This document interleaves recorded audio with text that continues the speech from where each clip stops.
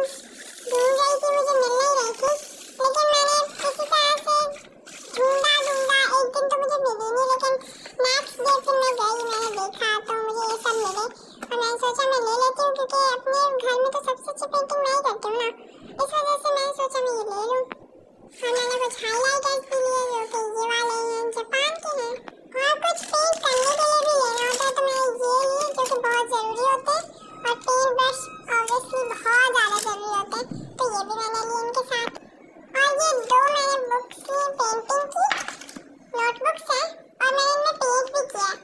तो इस वाले में जो है मैंने पहली पेंटिंग मेरी ये है और दूसरी पेंटिंग ये वाली मेरी फेवरेट है, बहुत अच्छी लगती है मुझे वाली। और थर्ड वाली ये तो बनाते बनाते मुझसे खुद ही बन गई क्योंकि मैंने ग्रीन एरिया बनाया था, मैंने सोचा नहीं था मैं क्या बनाऊं, लेकिन मैंने ट्री दिमाग में आया तो मैंने ट्री ड्रॉ कर दिया। तो आप बताएं कैसा लग रहा है और आगे मुझे कौन सी पेंटिंग करनी है वो आप लोग मुझे कमेंट बॉक्स में बताएं, तो मैं आपको करके वो दिखा दूंगी।